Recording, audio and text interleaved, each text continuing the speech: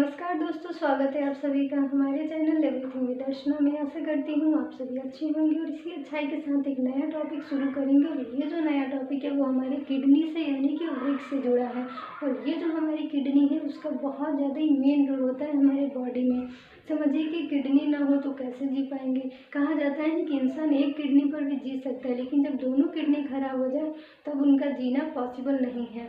वो कैसे करेंगे काम, किडनी के बिना नहीं कर पाएंगे, क्योंकि किडनी फिल्टर करती है ब्लड को, यूरिन फॉर्मेशन में हेल्प करती है, हार्मोन सिक्रीट करती है जिससे ब्लड फॉर्मेशन होता है, हमारे बॉडी का इलेक्ट्रोलाइट हो गया, पीएच हो गया, वाटर बैलेंस हो गया, सब कुछ मेंटेन करती है, रीअब्जॉर्प्शन करवाती है सारे सब्सटेंस का। तो कैसे अगर किडनी ना रहा तो वो सब काम कौन करेगा, कौन करेगा आखिर वो सब काम।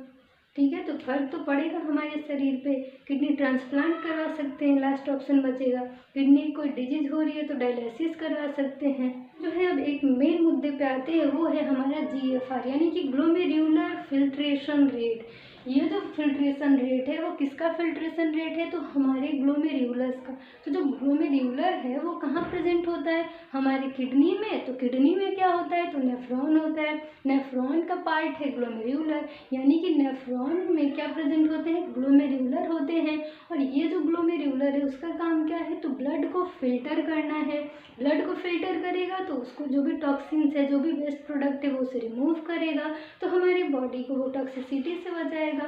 ठीक है, तो हम लोग क्यों करते हैं आखिर GFR।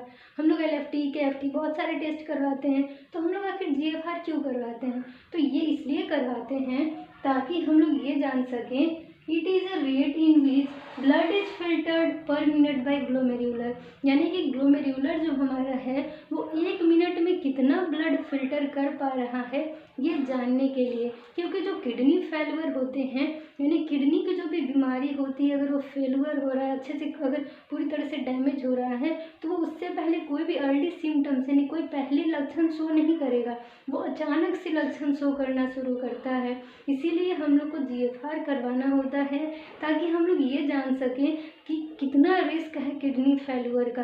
यानी किडनी फेलुअर के बारे में कंफर्म इंफॉर्मेशन लेने के लिए हमें GFR करवाना पड़ेगा। ठीक है, GFR जो होता है वो मेनली यही इसीलिए होता है कि हम लोग जान सके किडनी के डिजीज के बारे में, किडनी के फेलुअर के बारे में कंफर्म कर सके। ठीक है, अब हम लोग देखते हैं कौन कौन से फैक्टर्स हैं जिसके चलते हमारे किडनी फेलुअर हो सकते हैं, किडनी डिजीज हो सकता है, यानी कि वृक्क को खतरा हो सकता है। उसमें पहला है हाइपरटेंशन। अगर आपकी BP ब्लड प्रेशर बढ़ी हुई है तो चांसेस हैं कि किडनी फेलुअर हो सकती है।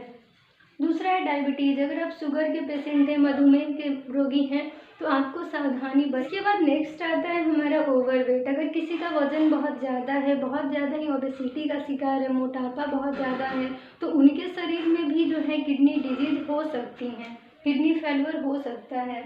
अगर कोई फैमिली हिस्ट्री है, मान के चलिए दादा परदादा, पापा मम्मी, आसपास की मान के चलिए आपके जो है दादा परदादा, वो सब क्या है, आपके जो है पूर्वज हैं। ठीक है, और आपके जो मम्मी पापा हैं वो तो अपने हैं, यानी जेनेटिक ट्रांसफ़र भी हो सकता है। क्या है कि कोई फैमिली हिस्ट्री है, कोई इतिहास है फैमिली में कि किसी को जो है किडनी फेलुअर है, किडनी डिजीज है, तो हो सकता है कि आपको भी हो जाए, चांसेज हैं कुछ। अब इसके बाद जो हमारा नेक्स्ट है वो है एज, यानी कि उम्र के साथ क्या होता है कि हमारे जो ऑर्गन्स होते हैं वो धीरे धीरे कम काम करते हैं, क्योंकि हमारा जो इम्यून सिस्टम होता है वो वीक हो जाता है, तो ऑर्गन थोड़ा सा जो होते हैं लूज हो जाते हैं अपने काम में। तो एक फैक्टर है एज, दूसरा है फैमिली हिस्ट्री, यानी कि जो पारिवारिक इतिहास है, किसी को अगर वो बीमारी हुई हो तो चांसेज होती हैं आपको भी हो जाए। फिर है कि ओवरवेट, अगर आपका वजन बहुत ज़्यादा है, ठीक है, तो वो भी बहुत सारी बीमारियों का कारण हो सकता है। फिर अगर आप शुगर के पेशेंट हैं, मधुमेह के पेशेंट हैं, तो आपको हो सकता है किडनी डिजीज। फिर हाइपरटेंशन, अगर आपकी BP बढ़ी हुई है तो भी चांसेज हैं। अब आता है कि नॉर्मल EGFR, यानी कि नॉर्मल जो है ग्लोमेरुलर फिल्ट्रेशन रेट कितना होता है। तो अगर आपका 90 से ज़्यादा है तो नॉर्मल है, कोई परेशान होने की बात नहीं है। फिर है कि अगर GFR आपका 60 या उससे ज़्यादा होता है तो वो भी आपका नॉर्मल है। ठीक है, 60 है उससे ज़्यादा है तो नॉर्मल है। अगर आपका 60 से कम होता है, यानी 60 से बिलो जाता है, तो वो क्या है, किडनी डिजीज का, यानी कि वृक्क से संबंधित बीमारी का संकेत है। अगर आपका यही GFR 15 या उससे कम जाता है तो वो किडनी फेल्योर का संकेत है, यानी कि आपका जो किडनी है पूरी तरह से डैमेज हो गया है, किडनी फेल्योर हो गया है। ठीक है, इस चांस में हो सकता है किडनी ट्रांसप्लांट करवाना पड़े। ठीक है, तो मेनली यही जो है हमारी किडनी से जुड़ी कुछ ज़रूरी बातें हैं।